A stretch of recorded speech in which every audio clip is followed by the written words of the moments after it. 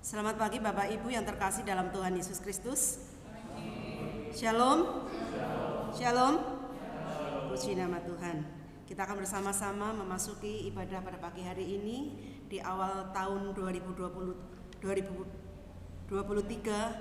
Kita akan berikan yang terbaik untuk Tuhan dari tahun-tahun yang lalu.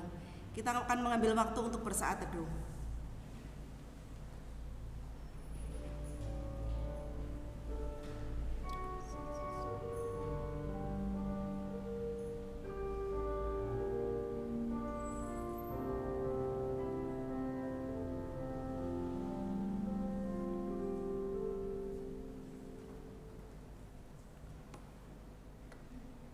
Saudara dalam kasih Tuhan, kami menyambut saudara sekalian untuk datang menghadap Tuhan, dan kebaktian kita pada pagi hari ini kita mau landaskan pada pengakuan bahwa pertolongan kita datangnya dari Tuhan yang menciptakan langit dan bumi, yang kasih setianya kekal untuk selama-lamanya dan yang tidak pernah meninggalkan perbuatan tangannya.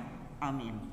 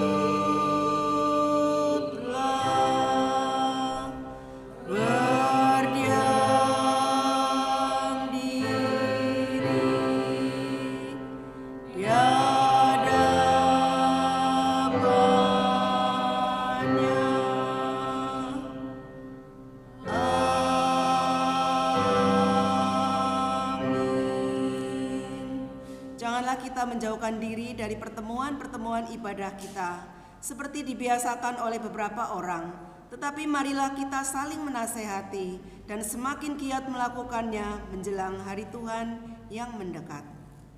Gloria Patri.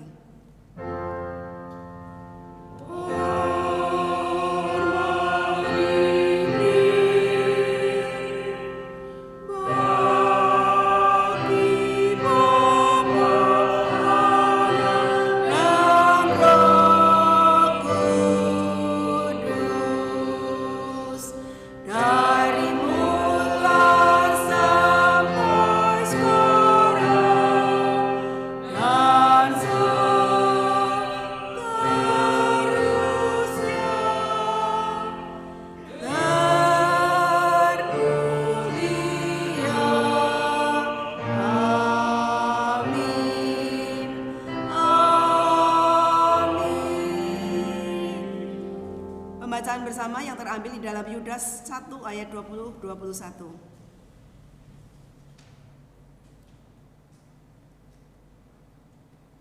Akan tetapi kamu saudara-saudaraku yang kekasih, bangunlah dirimu sendiri di atas dasar imanmu yang paling suci dan berdoalah dalam Roh Kudus. Peliharalah dirimu demikian dalam kasih Allah sambil menantikan rahmat Tuhan kita Yesus Kristus untuk hidup yang kekal. Untuk menyambut pembacaan ini kita akan memuji nama Tuhan. Rahmat Allah heranlah.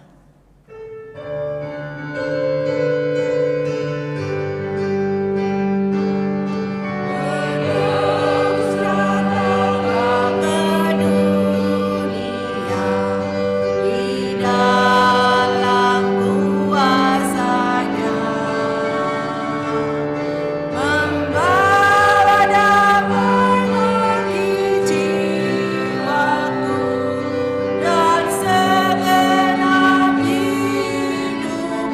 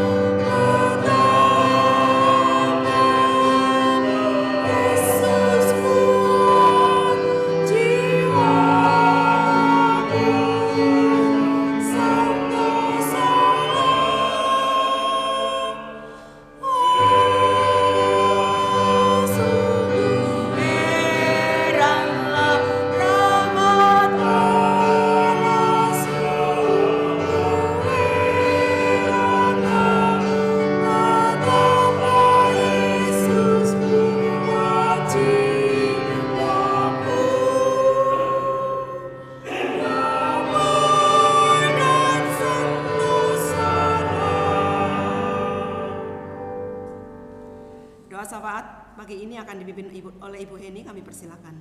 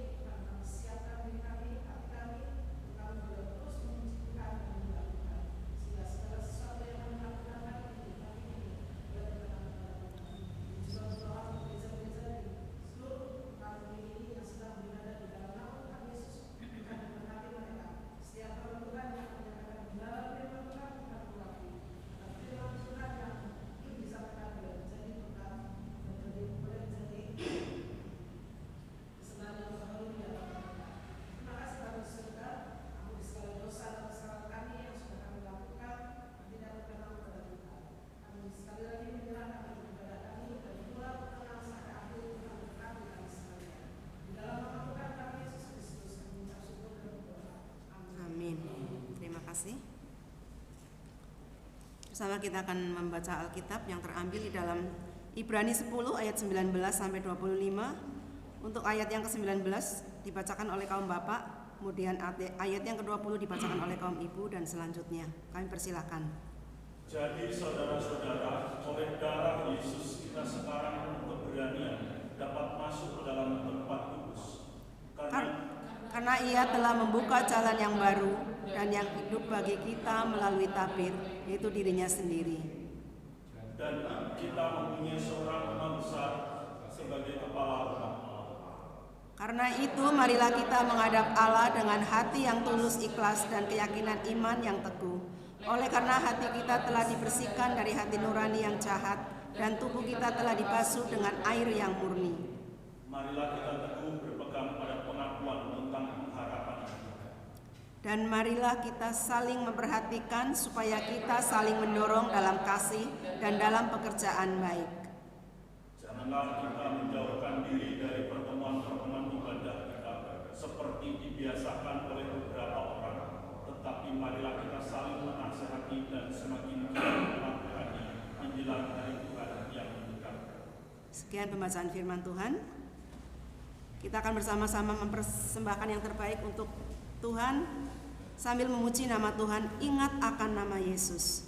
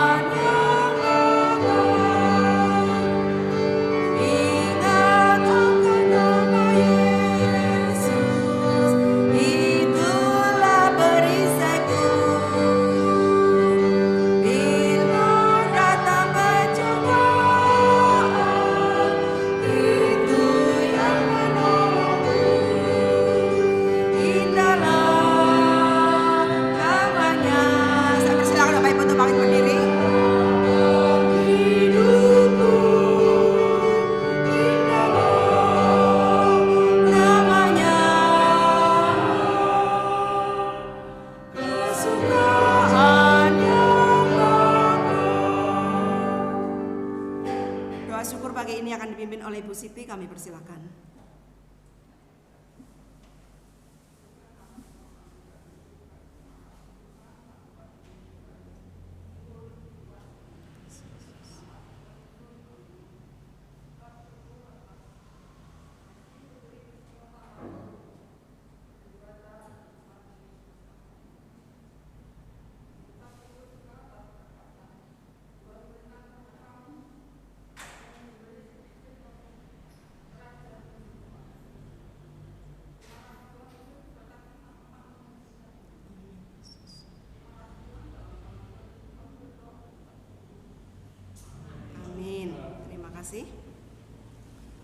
Sama-sama kita akan mempersiapkan hati kita untuk mendengarkan firman Tuhan yang akan disampaikan oleh Bapak Pendeta Hadi dengan tema kembali bergereja, beribadah, dan bersekutu.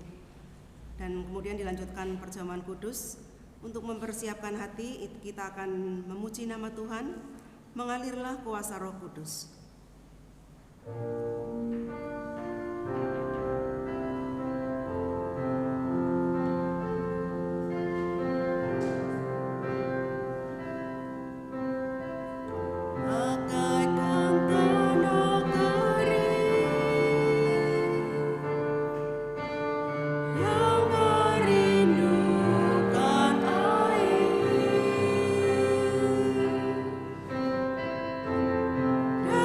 Demikianlah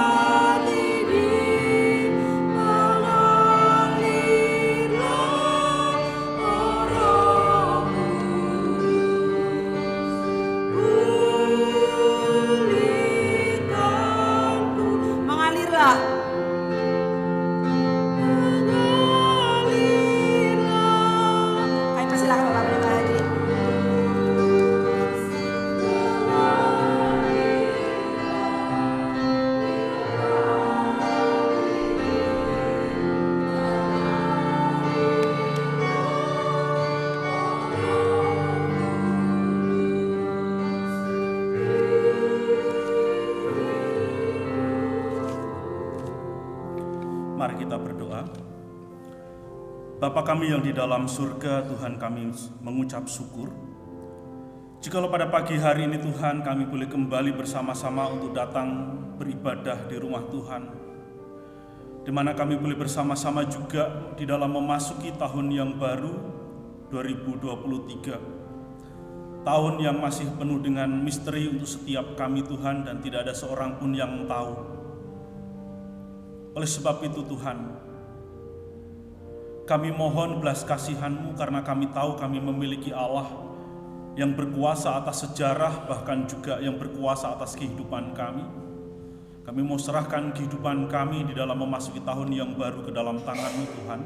Kiranya Engkau yang terus menolong dan menopang, memimpin dan juga memberkati akan kehidupan kami, sehingga apapun yang terjadi di dalam kehidupan kami di tahun yang baru ini, kami tetap memiliki sukacita yang sejati yang bersumber daripada Engkau. Terlebih lagi Tuhan, kami boleh terus mau untuk bertumbuh di dalam iman dan pengenalan kami akan Engkau sebagai anak-anak-Mu. Kami bersyukur untuk kebenaran firman-Mu yang sudah kami baca dan akan kami renungkan.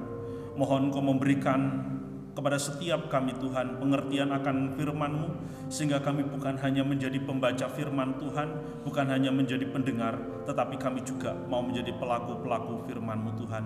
Karena itulah ketaatan yang Engkau tuntut dari hidup setiap kami, anak-anak-Mu. Urapi hamba-Mu, pakai hamba-Mu yang penuh dengan kelemahan dan keterbatasan ini. Urapi bibir mulutnya Tuhan, supaya kebenaran firman Tuhan saja yang boleh disampaikannya. Di dalam nama Tuhan Yesus kami berdoa. Amin. Shalom, saudara-saudaraku yang dikasihi oleh Tuhan. Selamat tahun baru buat kita semua. Kiranya kita boleh terus bersemangat di dalam mengikut Tuhan. Saudara-saudara, tema kita hari ini yaitu kembali bergereja, beribadah, dan bersekutu. Ketika kita memasuki masa-masa pandemi sekitar awal ataupun bulan ketiga di tahun 2020, kemudian seiring berjalannya waktu, kita nggak bisa ibadah secara onsite tetapi harus secara online. Bukan hanya ibadah yang mendapatkan dampak dari pandemi ini, tetapi juga hampir ya di seluruh sektor ataupun bagian kehidupan kita, sehingga kita juga buat yang bekerja harus bekerja dari rumah dan lain sebagainya. Yang khotbah juga khotbah dari rumah, direkam dan lain sebagainya. Demikian juga yang sekolah, sehingga kita mengenal istilah generasi rebahan. Tidak berangkat ke sekolah tetapi hanya mengerjakan tugas-tugas sekolah di rumah sambil rebahan. Demikian juga ketika anak-anak itu memiliki dunia bermain dengan teman-temannya, termasuk anak kami ketika sebelum pandemi dia memiliki dunia bermain dengan teman-temannya yang main petak umpet, main kejar-kejaran, main bola dan lain sebagainya. Ketika pandemi itu datang dan ketika setiap orang harus mengisolasi, anak-anak ini pun kehilangan dalam tanda kutip dunianya. Mereka sibuk dengan gawainya ataupun gadgetnya masing-masing di rumah, bermain sendiri di rumah. Nah, sehingga ketika masa-masa itu telah lewat dan ketika pada hari ini pemerintah kita sudah mencabut PPKM, dunia itu terasa terhilang. Di mana kita harus belajar bersama-sama untuk menyesuaikan diri kembali, bagaimana untuk memulai kehidupan yang normal. Bukan lagi new normal, karena yang new normal itu ternyata dalam tanda kutip tidak normal. Kehidupan kita begitu direnggut kebebasan kita untuk beribadah bersama-sama, bersekutu, kemudian juga kita berelasi dengan orang lain yang ada di sekitar kita, begitu sulit. Kenapa? Karena kita dibatasi, harus ada social distancing dan lain sebagainya. Dan itu menimbulkan persoalan baru ketika semuanya itu harus kita jalani. Tetapi puji Tuhan, kita sungguh bersyukur bahwa di tengah-tengah dengan berbagai macam tantangan dan kesulitan di dalam kehidupan kita karena pandemi itu, Tuhan memberkati kita, Tuhan masih menyertai kita, Tuhan begitu mengasihi kita dan Ia tidak meninggalkan kita. Tetapi di sisi lain bahwa dengan adanya new normal, dengan kebiasaan-kebiasaan baru itu, orang tidak lagi mau datang beribadah ke gereja. Ini yang menjadi persoalan baru di dalam kehidupan kita bergereja. Kenapa? Karena orang merasa bahwa ketika ibadah itu ditayangkan secara online, mereka bisa menikmatinya. Nah, ngapain saya datang ke gereja? Di sana saya butuh waktu, tenaga, bahkan juga biaya kalau yang perjalanannya agak jauh membutuhkan transportasi dan lain sebagainya. Toh saya juga bisa menikmati ibadah itu di rumah. Ataupun juga melalui saluran-saluran internet yang lainnya, misalkan lewat YouTube. Bahkan melalui ibadah yang dilakukan secara online seperti itu, orang bisa memilih mau ibadah di gereja mana, karena setiap gereja itu mengadakan ibadah secara online. Dan memang di gereja kita waktu awal-awal pandemi, Ketua Majelis Pak Budi Handoko waktu itu sudah memperingatkan, sudah diprediksi bahwa hal itu akan terjadi, dan ketika kita akan kembali kepada kehidupan yang normal seperti sebelum pada masa-masa pandemi, itu akan mengalami tantangan. Dan inilah yang menjadi tantangan buat gereja kita hari ini di dalam memasuki tahun 2023. Oleh sebab itu kenapa tim tema, termasuk salah satu saya di antaranya, kita mensetujui tema ini, kembali bergereja. Untuk apa saudara? Untuk beribadah dan bersekutu. Mengapa kita harus kembali bergereja? Karena ternyata di dalam melalui masa-masa pandemi itu ada kebiasaan yang baru tadi itu, yang membuat orang menjadi malas untuk datang beribadah secara onsite. Inilah yang menjadi tantangan buat gereja kita, bagaimana khususnya di kota besar, kalau mungkin di tempat kita juga tidak, dalam tanda kutip, tidak terlalu berdampak begitu ya. Tetapi di Jakarta buat gereja-gereja yang di kota-kota besar, di mana yang hampir semua jemaatnya memiliki fasilitas internet maupun komputer, laptop dan lain sebagainya, di mana mereka bisa mengakses siaran-siaran secara online, itu menjadi sesuatu yang membuat mereka nyaman untuk tetap tinggal di rumah. Nah, oleh sebab itu melalui tema ini diharapkan bukan hanya jemaat kita yang ada di Jakarta, tetapi juga kita yang ada di Purwokerto tidak kehilangan semangat untuk kembali bergereja, kembali bagaimana kita beribadah, bagaimana kembali kita untuk bersama-sama bersekutu bersama-sama di dalam rumah Tuhan. Karena ini adalah sebuah perintah yang Tuhan berikan di dalam kehidupan kita. Nah, saudara-saudara, di dalam ayat yang ke-25 di dalam Ibrani pasal yang ke-10 tadi, di situ dikatakan, janganlah kita menjauhkan diri dari pertemuan-pertemuan ibadah kita seperti dibiasakan oleh beberapa orang, tetapi marilah kita saling menasihati dan semakin giat melakukannya menjelang hari Tuhan. Jadi saudara, di dalam ayat ini sebetulnya merupakan sebuah kesimpulan di dalam ayat-ayat sebelumnya yang berbicara tentang ketekunan, bahwa jemaat ataupun penerima kitab Ibrani ini supaya mereka jangan menjauhkan diri dari pertemuan-pertemuan ibadah. Nah, jadi saudara, orang yang merasa nyaman ya, kita tidak bermaksud menghakimi, tetapi ketika ada orang-orang yang sudah merasa nyaman dengan kehidupan online-nya tadi, mereka diingatkan, ataupun setiap kita juga diingatkan, bahwa ibadah yang sesungguhnya, persekutuan ataupun pertemuan-pertemuan ibadah yang sesungguhnya bukan melalui itu, tetapi melalui pertemuan-pertemuan ibadah secara langsung, di mana kita boleh bersama-sama boleh bersekutu beribadah di dalam Tuhan. Oleh sebab itu, ketika saudara dan saya menyadari akan panggilan kita sebagai anak-anak Tuhan, kita harus memiliki semangat itu. Ada 3 alasan yang perlu saudara dan saya pahami dan ketahui, mengapa di dalam kehidupan kita sebagai anak-anak Tuhan, kita harus mengingat bagaimana saudara dan saya harus hidup bergereja, untuk beribadah dan juga untuk bersekutu. Saudara, alasan yang pertama kita akan sama-sama melihat dari ayat 19 sampai dengan ayat yang ke-21. Di dalam bagian ayat ini dikatakan, jadi saudara-saudara, oleh darah Yesus Kristus kita sekarang penuh keberanian dapat masuk ke dalam tempat kudus, karena Ia telah membuka jalan yang baru dan yang hidup bagi kita melalui tabir, yaitu dirinya sendiri, dan kita mempunyai seorang imam besar sebagai kepala rumah Allah. Saudara-saudara, ketika bangsa Israel itu mau beribadah, ketika mereka bersama-sama berkumpul di dalam bait Allah gitu, di pelataran bait Allah, mereka tidak bisa sembarangan. Sebuah ibadah itu harus dipimpin oleh seorang imam besar yang harus mengkuduskan dirinya sendiri, sehingga seorang imam besar itu akan layak untuk melakukan fungsi dan tanggung jawabnya untuk memimpin ataupun untuk membawa jemaat ini untuk beribadah kepada Tuhan. Imam besar inilah yang menjadi pengantara antara umat Tuhan kepada Allah. Nah, sehingga sebagai umat Tuhan, sebagai bangsa Israel pada waktu itu tidak bebas untuk beribadah. Kehidupan beribadah mereka di hadapan Tuhan dalam tanda kutip tergantung ataupun ditentukan oleh imam besar yang ada di tengah-tengah mereka. Semuanya tergantung kepada satu orang yang bernama imam besar itu. Karena imam besar inilah yang akan melakukan dalam tanda kutip ritual untuk mengadakan ibadah.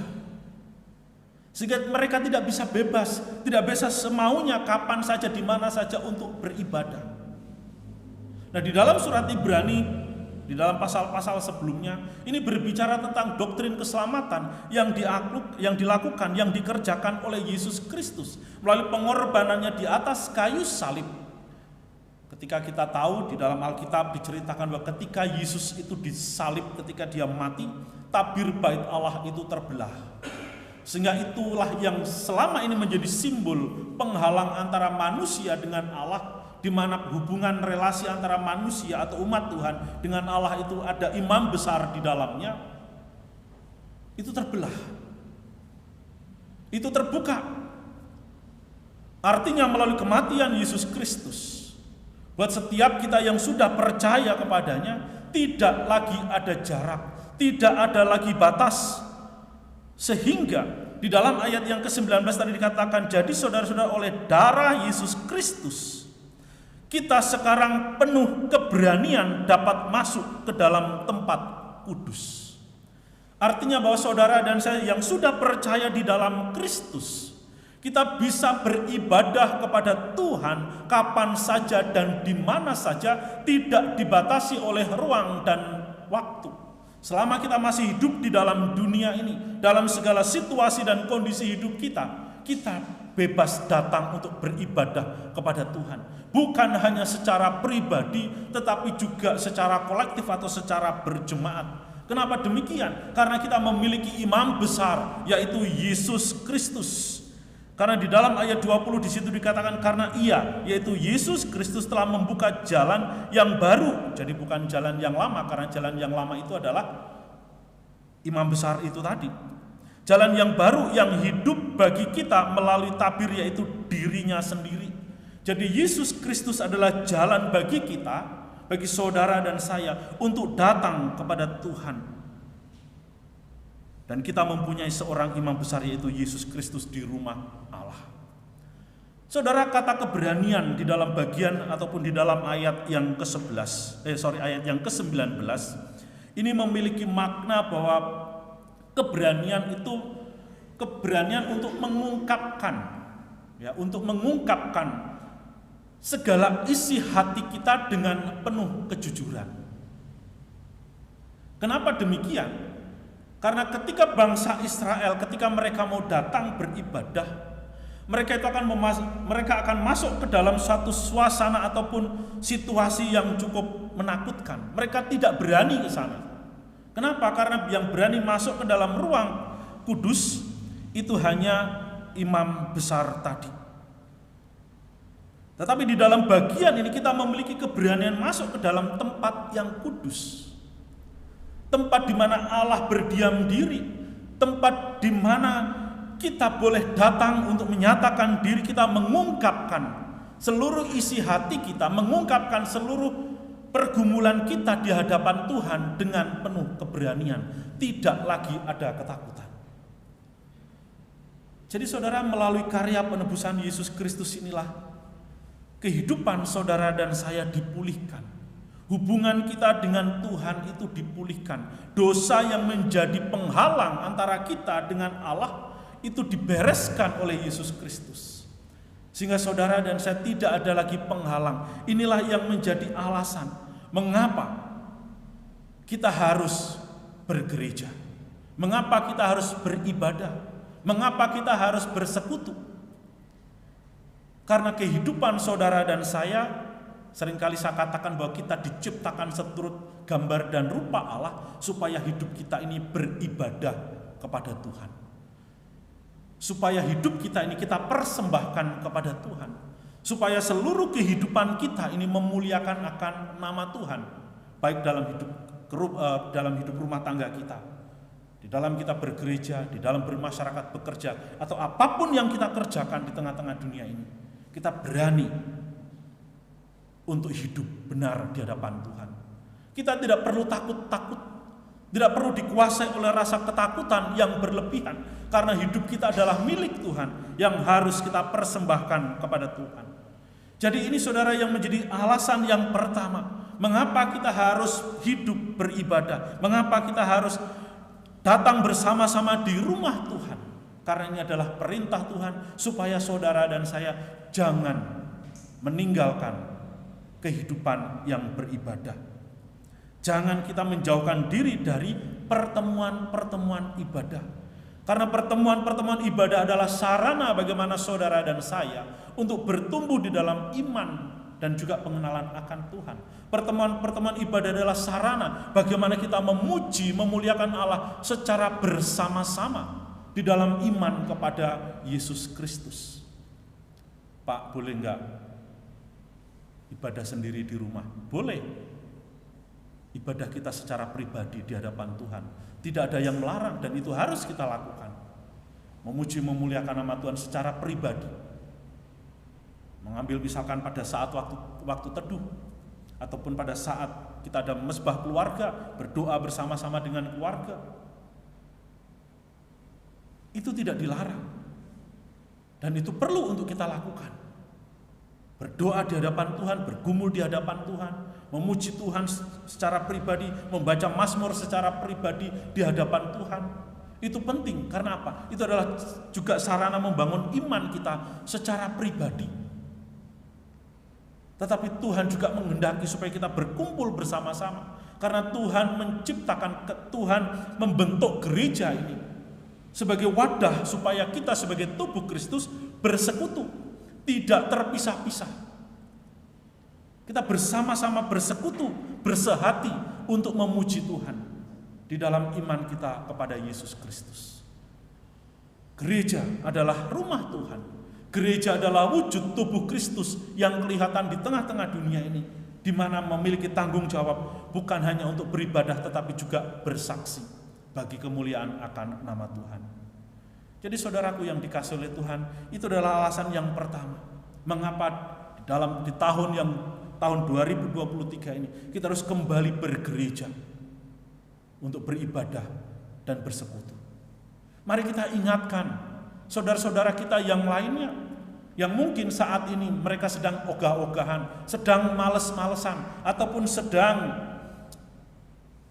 menikmati ataupun mereka merasa cukup dengan ibadah-ibadah yang dilakukan secara online tersebut. Ingatkan mereka, kita punya rumah rohani yaitu gereja, tempat di mana kita bersama-sama untuk bisa bersekutu, untuk saling menasihati, saling mengingatkan satu dengan yang lainnya, sebagai wadah untuk bertumbuh di dalam iman kita kepada Yesus Kristus. Kemudian alasan yang kedua, kita akan sama-sama perhatikan di dalam ayat yang ke-22 sampai dengan ayat yang ke-23.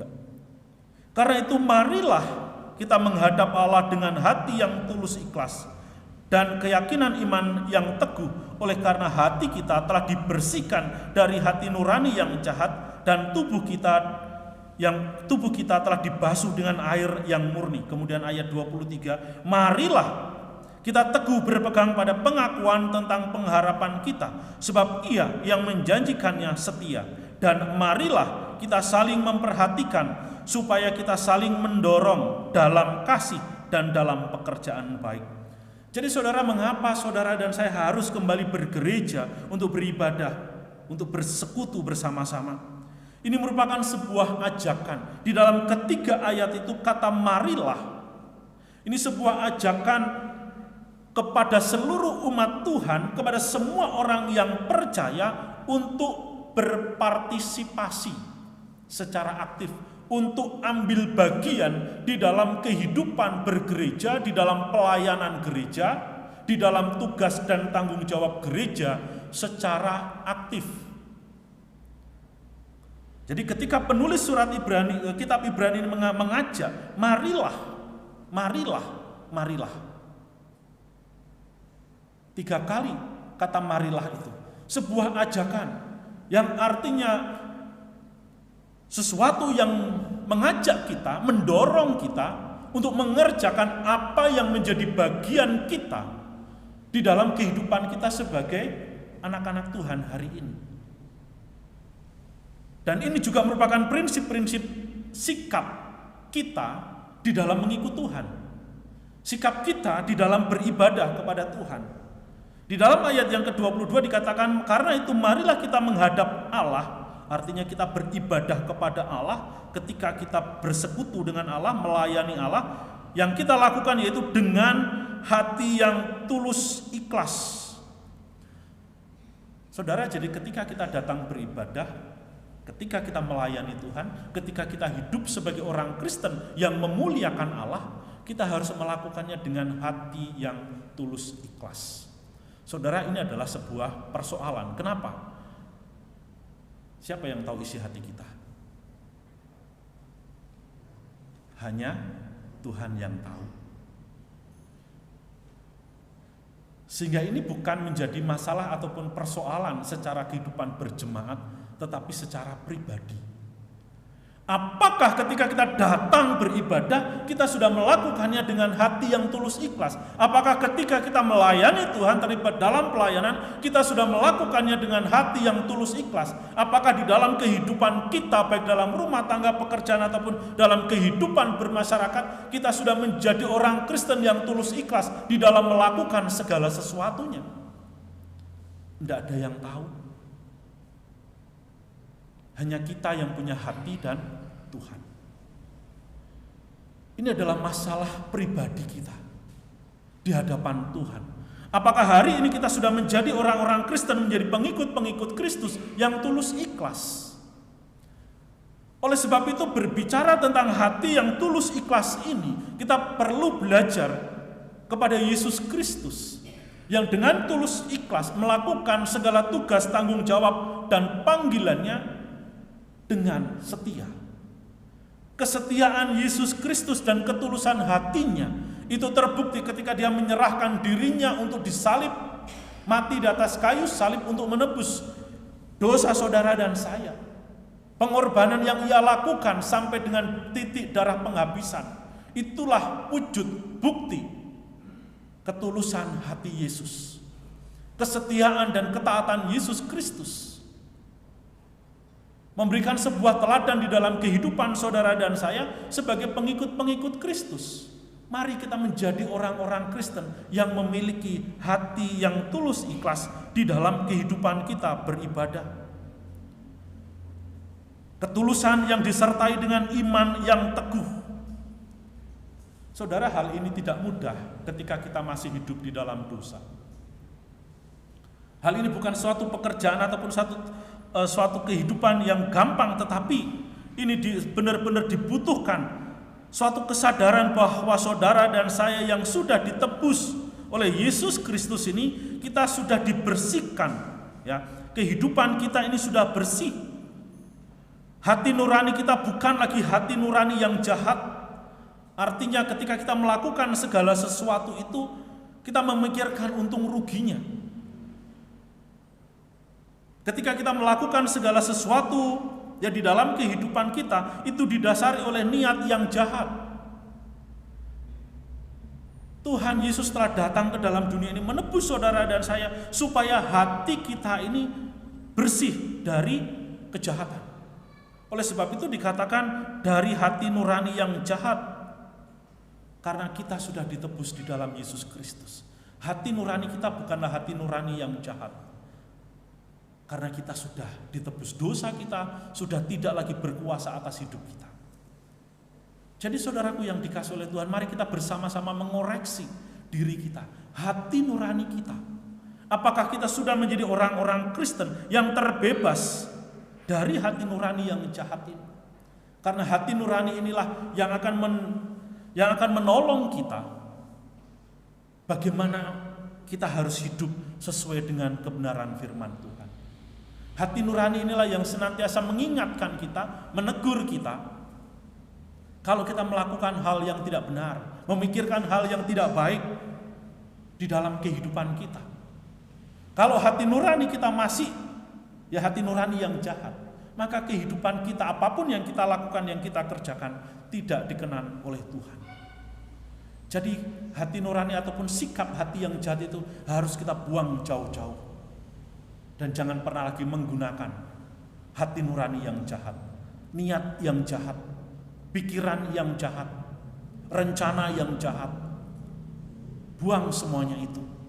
Agar apa saudara? Agar kehidupan ibadah kita, kehidupan kita di dalam mengikut Kristus, itu bisa menjadi kesaksian dan juga kemuliaan bagi nama Tuhan. Oleh sebab itu saudaraku yang dikasihi oleh Tuhan, hati yang tulus ini harus sungguh-sungguh terus-menerus kita asah. Harus terus-menerus kita perbaharui di dalam kehidupan kita. Kalau ibu-ibu rumah tangga yang suka masak menggunakan pisau yang kita beli awalnya itu tajam. Ketika kita pakai, kita pergunakan, kadang-kadang itu bisa menjadi tumpul dan harus diasah. Demikian juga di dalam kehidupan kita. Hati kita terus-menerus harus kita asah. Hati kita harus terus-menerus kita koreksi. Dengan apa? Dengan kebenaran firman Tuhan. Apakah saya sudah menjadi orang Kristen yang benar-benar tulus di dalam menjalankan segala sesuatunya? Karena segala sesuatu yang kita lakukan di dalam dunia ini adalah bentuk ibadah kita kepada Tuhan. Oleh sebab itu beberapa bulan yang lalu ketika kita ibadah, kita ini seperti main drama. Siapa yang menonton? Tuhan. Dan Tuhan tahu isi hati kita. Tuhan tahu motivasi kita. Tuhan tahu apa yang mendasari kita itu beribadah. Tuhan tahu apa yang menjadi motivasi kita melakukan berbagai macam hal di dalam kehidupan kita. Tuhan tahu itu. Oleh sebab itu ketika kita belajar bersama-sama kebenaran firman Tuhan pada pagi hari ini, marilah kita memahami betapa pentingnya kita memiliki hati nurani yang tulus ikhlas di dalam melakukan segala sesuatu. Supaya ketika kita memuji Tuhan, itu tidak kita lakukan dengan terpaksa.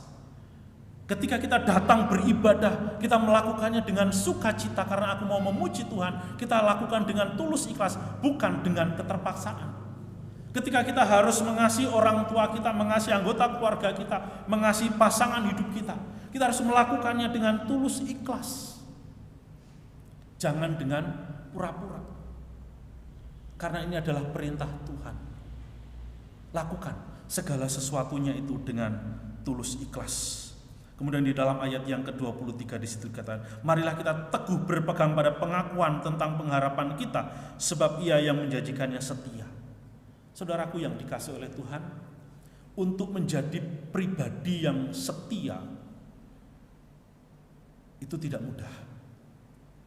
Bukan hanya setia kepada pasangan hidup kita, tetapi juga bagaimana kita hidup setia di hadapan Tuhan. Itu tidak terjadi begitu saja. Memiliki kehidupan yang setia kepada Tuhan itu perlu suatu perjuangan, perlu suatu pengorbanan. Demikian juga ketika kita berpegang kepada pengharapan iman kepada Yesus Kristus yang telah menganugerahkan keselamatan di dalam hidup saudara dan saya, kita perlu menjalaninya dengan setia. Memang keselamatan itu sudah kita peroleh, hidup kekal itu sudah Tuhan janjikan, sehingga itu yang menjadi pengharapan kita. Tetapi untuk menghidupi kehidupan yang membawa kepada kehidupan yang kekal, itu dibutuhkan kesetiaan untuk mengerjakannya. Menjadi orang Kristen yang setia, menjadi pengikut Kristus yang setia, menjadi pelaku-pelaku firman itu dengan setia. Setia di sini memiliki pemahaman secara konsisten, artinya terus-menerus. Bukan hanya saja saat mau dibaptis kita setia melayani Tuhan, lalu setelah dibaptis ogah-ogahan dan lain sebagainya, misalkan seperti itu. Kesetiaan itu perlu diupayakan, perlu kerja keras dari hidup setiap kita. Setia kepada pasangan hidup itu bukan hanya sekedar saat kita mau menikah, ya, setelah menikah, ikat janji dan lain sebagainya. Tetapi setia kepada pasangan hidup ini harus terus-menerus kita upayakan, diusahakan, dikerjakan. Demikian juga di dalam kehidupan iman kita. Setia kepada Tuhan itu bukan hanya sekedar ucapan, tetapi juga perlu dibuktikan dari hari ke hari. Sekalipun tadi saya katakan itu tidak mudah, karena yang namanya orang mau setia itu ujiannya luar biasa sekali. Oleh sebab itu ada begitu banyak pasangan rumah tangga, ya suami atau istri yang gagal di dalam hal kesetiaan. Kenapa? Karena ujiannya begitu banyak. Untuk menjadi pengikut Kristus pun ujiannya begitu banyak ketika kita mau setia kepada Tuhan. Untuk setia datang beribadah setiap hari Minggu itu tidak mudah. Dibutuhkan perjuangan yang terus-menerus, dibutuhkan satu semangat yang terus-menerus. Dan ketika kita mengambil tema ini, diharapkan ini merupakan sebuah pembelajaran ataupun sebuah cara bagaimana saudara dan saya belajar untuk terus-menerus mau beribadah kepada Tuhan, mau terus-menerus bergereja, datang ke rumah Tuhan untuk beribadah. Dibutuhkan kesetiaan di sana. Dan Tuhan Yesus telah memberikan keteladanan di dalam hal kesetiaan itu. Yang tadi saya katakan, ia setia sampai mati di atas kayu salib untuk menebus dosa saudara dan saya. Itu adalah kesetiaan. Artinya kehidupan kita sebagai orang Kristen pun kita harus sampai kepada nafas penghabisan. Sampai Tuhan memanggil kita. Mau enggak kita mau menjadi orang yang setia. Dan untuk hal itu dibutuhkan pengorbanan. Dibutuhkan kerja keras. Dibutuhkan komitmen di dalam hidup saudara dan saya. Kemudian di dalam ayat yang ke-24, dan marilah kita saling memperhatikan supaya kita saling mendorong di dalam kasih dan dalam pekerjaan baik. Jadi saudara, 3 ajakan ini diakhiri dengan marilah kita saling. Saling itu kan timbal balik, bukan searah. Orang kalau tepuk tangan nggak bisa tangan sebelah, ya. Ada istilah cintaku bertepuk sebelah tangan, ya. Mencintai seseorang tapi orang yang dicintai tidak mencintai. Nah, itu namanya bertepuk sebelah tangan. Nah, di dalam bagian ini dikatakan dan marilah kita saling memperhatikan. Nah, jadi saudara-saudara, ini adalah sesuatu yang harus kita kerjakan di dalam kehidupan kita bergereja. Yaitu kita harus saling memperhatikan seorang akan yang lain. Saling memperhatikan artinya kita harus belajar untuk memahami dan mengerti, untuk saling bagaimana kita mengenal satu dengan yang lainnya, supaya kita bisa lebih mengenal satu dengan yang lain, bisa saling percaya, saling memperhatikan itu membangun rasa percaya satu dengan yang lainnya. Saling memperhatikan, kalau misalkan kita hari Minggu kan kadang-kadang ada yang hari ini yang nggak datang misalkan. Kita perhatikan siapa nih saudara seiman kita yang tidak datang hari ini.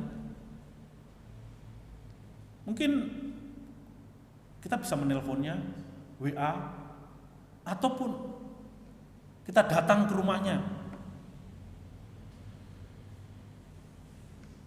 Untuk apa? Untuk memperhatikan dia. Apa yang menjadi penyebab hari ini dia tidak datang misalkan. Mungkin karena dia sakit, atau mungkin dia sedang ada keperluan yang lainnya, atau dia sedang mengalami pergumulan, atau dia sedang ada dalam masalah. ataupun hal-hal yang lainnya. Ini adalah salah satu bentuk kita bisa saling memperhatikan satu dengan yang lain. Nah, sehingga dengan saling memperhatikan kita bisa saling menguatkan satu dengan yang lainnya. Nah, sehingga di situ bukan hanya saling memperhatikan, supaya kita juga saling mendorong di dalam kasih. Jadi ketika kita memperhatikan seorang akan yang lain, maka disitulah timbul rasa kasih sebagai saudara seiman, rasa sayang sebagai saudara seiman, sehingga kekeluargaan di dalam kehidupan kita bergereja itu semakin kuat, semakin kokoh. Sehingga perhatian kita kepada sesama anggota jemaat itu akan saling menguatkan satu dengan yang lain. Bahwa kita adalah sebagai saudara seiman yang harus peduli, yang harus memperhatikan kebutuhan, kepentingan, keperluan saudara seiman kita. Kita bisa memberi kasih, karena yang namanya memperhatikan itu kan butuh pengorbanan. Kalau kita tidak punya sesuatu yang kita bisa berikan, setidaknya kita bisa memberikan telinga kita, waktu kita untuk mendengarkan apa yang menjadi keluh kesah, apa yang menjadi masalah persoalannya. Kemudian kita juga berkorban apa? Mulut kita, tangan kita untuk melipat tangan untuk berdoa bersama-sama. Itu juga dibutuhkan satu keberanian, sehingga saudara seiman yang lainnya itu merasa diperhatikan. Jadi saudara, mungkin ini hal-hal yang sederhana, tetapi kadang-kadang kita sulit untuk melakukannya, kita sulit untuk mengerjakannya. Menjadi anggota jemaat yang hidup saling memperhatikan seorang dengan yang lain, saling mengasihi, saling mendorong di dalam kasih. Sebetulnya hal-hal yang sederhana yang hal-hal yang demikian, tetapi seringkali kita tidak mau melakukannya. Padahal ketika saudara dan saya mau hidup saling memperhatikan, kemudian saling mendorong di dalam memberi hormat, maka disitulah kita dalam dunia ini, di dalam kehidupan kita bergereja, kita tidak sendirian. Hari ini banyak orang Kristen yang kecewa karena apa? Karena ketika mereka beribadah, ketika mereka datang bergereja, ketika mereka ada masalah, tidak diperhatikan, tidak didoakan, bahkan seringkali yang terjadi adalah digosipkan. Sehingga mereka merasa kecewa, loh aku datang ke gereja, aku mau beribadah, aku mau membangun persekutuan, aku mau bersekutu dengan saudara-saudara seimanku, supaya ketika aku ada dalam masalah, ada yang mendukung aku di dalam doa, yang menguatkan aku. Tetapi yang aku jumpai adalah bahwa di gereja kehidupannya tidak mencerminkan ataupun tidak melakukan seperti apa yang dilakukan, apa yang diperintahkan oleh firman Tuhan. Saudaraku yang dikasihi oleh Tuhan, kesaksian hidup kita itu sangat penting. Semangat kita di dalam mendorong ataupun di dalam hidup yang saling memperhatikan, ya, di dalam mengasihi seorang akan yang lain, di dalam melakukan pekerjaan baik. Ini adalah cara bagaimana kita memuliakan Tuhan, yaitu melalui kita memperhatikan saudara-saudara seiman kita, saling mengasihi, saling menasihati, dan lain sebagainya. Saudaraku yang dikasihi oleh Tuhan, ketika kita diajak untuk berpartisipasi secara aktif di dalam kehidupan bergereja, mari kita bersama-sama untuk memiliki semangat itu. Tuhan, aku mau melalui gerejamu di tempat ini, melalui gereja karunia, aku mau aktif melayani Engkau dalam berbagai macam hal yang bisa aku lakukan. Saudara memiliki semangat itu dengan apa yang Tuhan berikan di dalam hidupmu, melalui doa-doa kita, melalui tenaga kita, melalui pikiran kita. Marilah kita menjadi jemaat yang aktif di dalam mengerjakan pekerjaan Tuhan. Jangan menjadi anggota jemaat yang pasif, yang ya sudahlah, ya kalau nggak ditunjuk ya udah diem aja, gitu kan?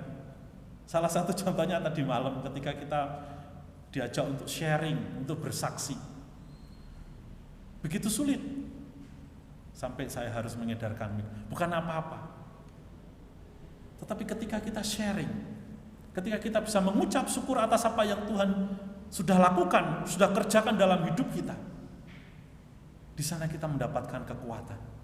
Oh iya, kita baru tahu ternyata anggota keluarga, anggota saudara seiman kita ada pergumulan-pergumulan, ada ucapan syukur dan lain sebagainya.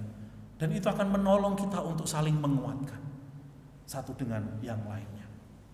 Jadi saudaraku yang dikasihi oleh Tuhan, melalui semangat tema kita tahun ini, marilah kita kembali untuk bergereja.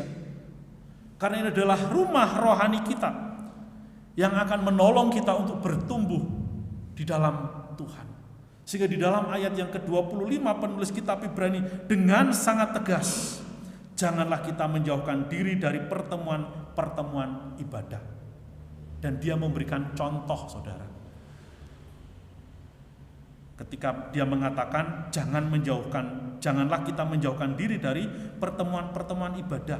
Ternyata ada orang-orang ataupun beberapa orang yang terbiasa, sekalipun mereka mengaku sebagai orang yang percaya kepada Tuhan, tetapi mereka tidak memiliki kehidupan yang beribadah. Mereka mengatakan bahwa mereka adalah orang Kristen, tetapi tidak mau bersekutu, tidak mau beribadah. Itu adalah kebiasaan yang tidak baik, yang tidak boleh kita contoh. Oleh sebab itu, minggu lalu saya katakan, kalau kita mau bertumbuh di dalam iman kita, jangan lihat orang lain. Karena masalah kita bertumbuh di dalam iman adalah masalah relasi pribadi kita dengan Tuhan. Jangan sampai bilang, oh iya, itu tetanggaku itu orang Kristen, temanku orang Kristen, tapi dia jarang beribadah, toh hidupnya baik-baik saja.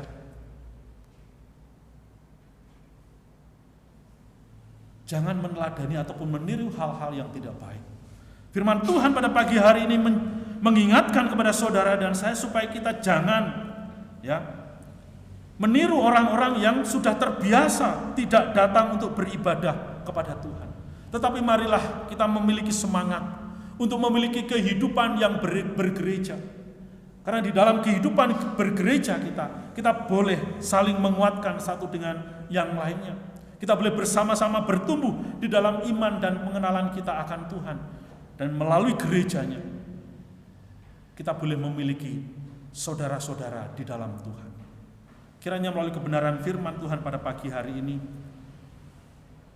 di dalam memasuki tahun 2023, milikilah semangat kehidupan yang bergereja itu. Milikilah semangat untuk beribadah kepada Tuhan. Milikilah semangat untuk bersekutu. Agar kita bisa bertumbuh bersama-sama.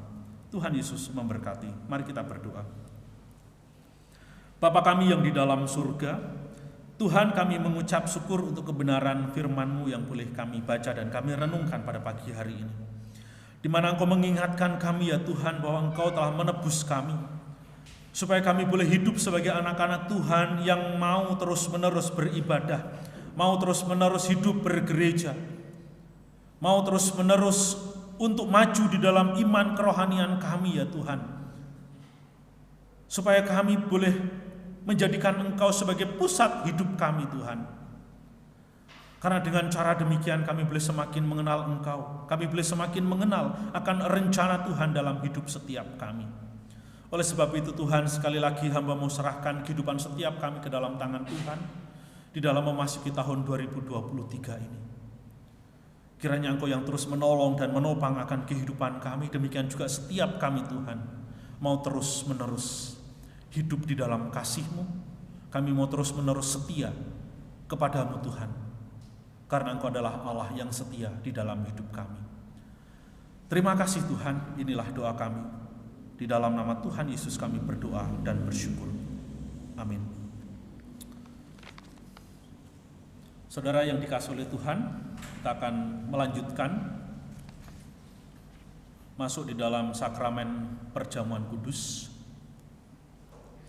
Kita akan membaca bagian firman Tuhan yang diambil di dalam 1 Korintus pasal 11 ayat 23 sampai dengan ayat 29. 1 Korintus pasal 11 ayat 23 sampai 29. Kita akan membaca bersama-sama Saya mengundang setiap kita untuk bangkit berdiri. 1 Korintus pasal 11 ayat 23 sampai 29. Demikian bunyi firman Tuhan. Sebab apa yang telah kuteruskan kepadamu telah aku terima dari Tuhan, yaitu bahwa Tuhan Yesus pada malam waktu ia diserahkan mengambil roti, dan sesudah itu ia mengucap syukur atasnya. Ia memecah-mecahkannya dan berkata, inilah tubuhku yang diserahkan bagi kamu. Perbuatlah ini menjadi peringatan akan aku.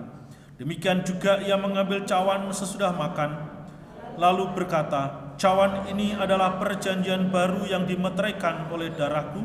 Perbuatlah ini setiap kali kamu meminumnya, menjadi peringatan akan aku. Sebab setiap kali kamu makan roti ini dan minum cawan ini, kamu telah memberitakan kematian Tuhan sampai ia datang. Jadi barang siapa dengan cara tidak layak makan roti dan minum cawan Tuhan, ia berdosa terhadap tubuh dan darah Tuhan.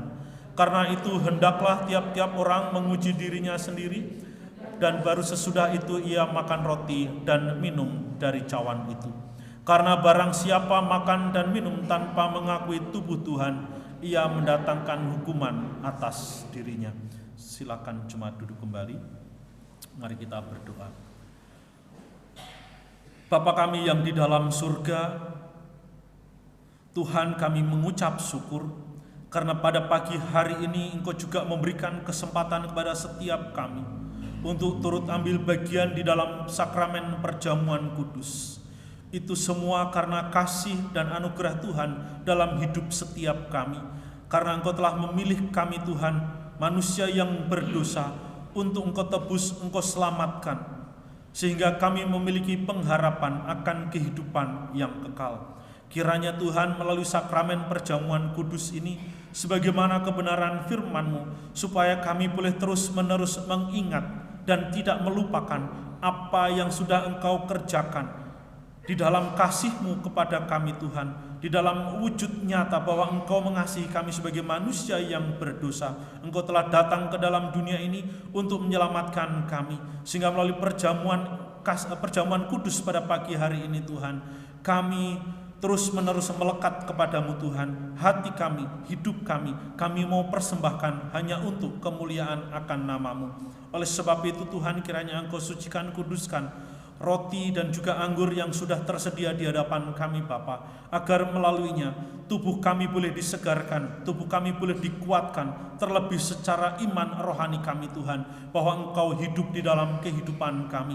Engkau tidak pernah meninggalkan kami Tuhan. Kami memiliki Allah yang senantiasa boleh menjadi topangan, sandaran, dan kekuatan di dalam hidup setiap kami. Terima kasih Bapa, di dalam nama Tuhan Yesus kami berdoa. Amin. Saudara-saudaraku yang dikasihi oleh Tuhan, melalui sakramen perjamuan kudus, firman Tuhan mengingatkan kita bahwa kasih Tuhan itu nyata atas hidup saudara dan saya sebagai manusia yang berdosa.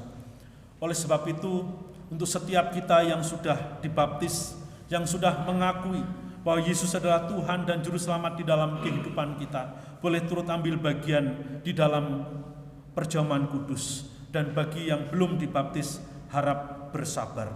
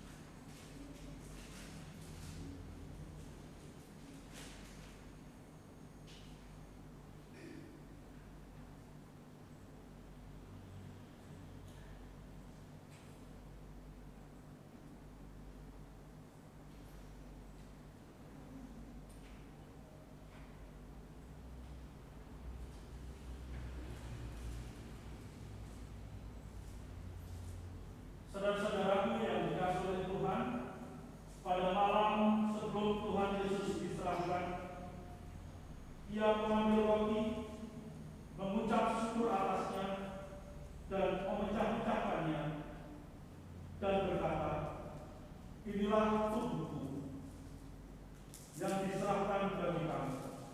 Perbuatlah ini menjadi peringatan akan aku."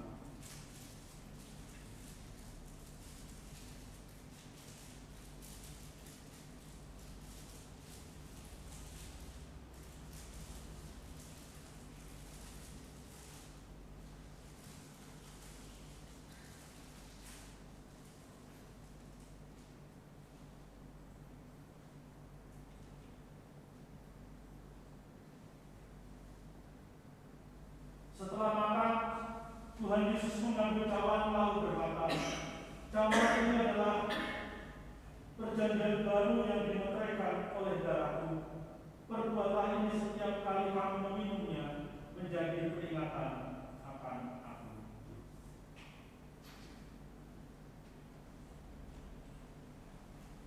Baik saudara, yang akan mengikuti perjamuan kudus pada pagi hari ini, silakan maju ke depan mengambil roti dan garam.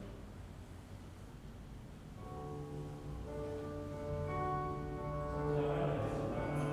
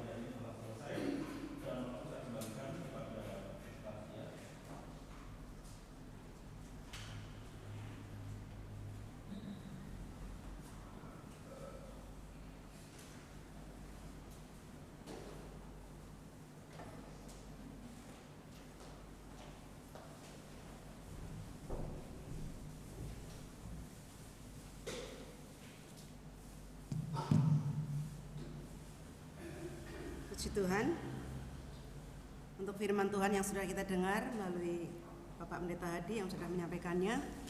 Kiranya melalui firman Tuhan pagi ini kita sebagai anak-anak Tuhan mendapatkan kekuatan untuk hidup di tahun 2023 ini. Hidup mengandalkan Tuhan adalah awal yang baik untuk memasuki tahun ini. Semoga berkah makin tercurah untuk kita semua di tahun ini dan seterusnya. Demikian juga perjamuan kudus yang sudah kita terima, biarlah hidup kita semakin kuat di dalam menghadapi kehidupan tahun ini. Kita semakin setia, kita semakin lebih dekat lagi kepada Tuhan. Apapun yang kita hadapi, apapun yang kita alami. Kami mengucapkan terima kasih kepada Bapak Pendeta Hadi yang sudah menyampaikan kebenaran firman Tuhan dan juga memimpin perjamuan kudus pada pagi hari ini. Tuhan memberkati senantiasa. Kita akan bersama-sama mengikrarkan iman kita kepada Tuhan melalui pengakuan iman rasuli. Aku percaya kepada Allah, Bapa yang Maha Kuasa, Khalik langit dan bumi, dan kepada Yesus Kristus anaknya yang tunggal Tuhan kita, yang dikandung daripada Roh Kudus, lahir dari anak darah Maria, yang menderita sengsara di bawah pemerintahan Pontius Pilatus, disalibkan, mati dan dikuburkan, turun ke dalam kerajaan maut. Pada hari yang ketiga bangkit pula dari antara orang mati, naik ke surga, duduk di sebelah kanan Allah, Bapa yang Maha Kuasa. Dan dari sana ia akan datang untuk menghakimi orang yang hidup dan yang mati. Aku percaya kepada Roh Kudus, gereja yang kudus dan am, persekutuan orang kudus, pengampunan dosa, kebangkitan tubuh, dan hidup yang kekal. Amin.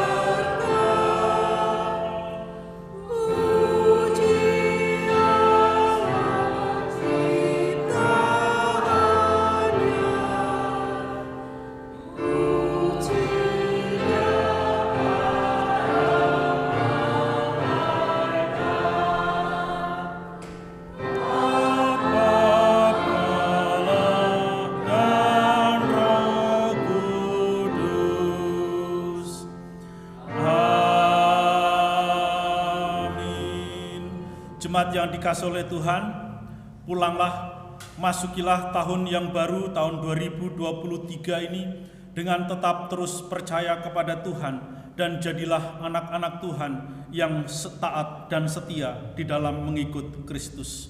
Arahkanlah hatimu dan terimalah berkat Tuhan. Turunlah kiranya atas kita kasih karunia dan damai sejahtera dari Allah Bapa dan dari Tuhan Yesus Kristus menyertai engkau, serta persekutuan dengan Roh Kudus memelihara hati dan pikiranmu dari sekarang sampai selama-lamanya. Amin. Amin. Amin.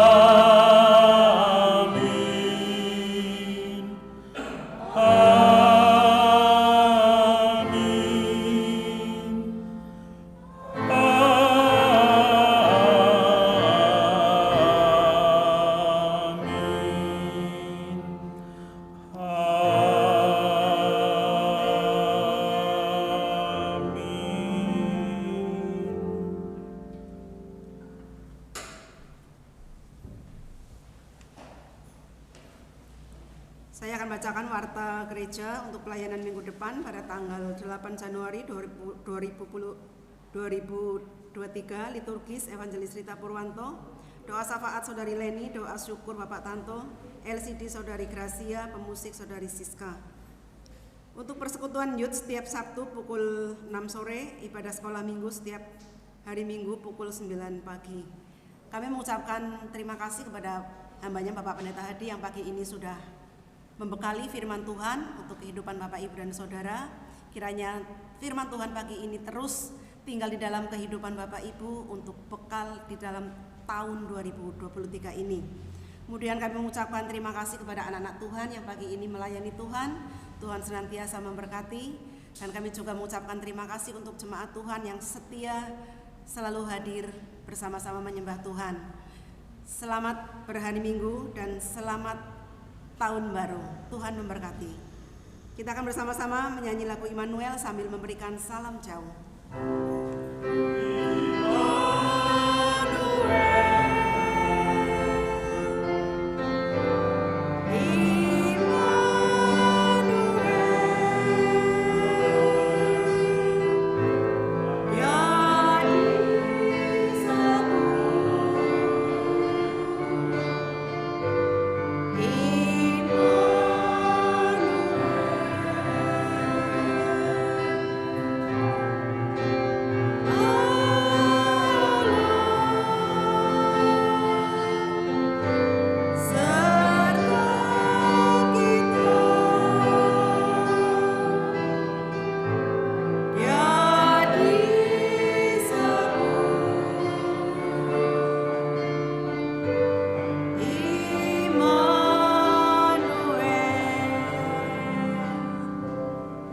Kebaktian selesai, saat teduh.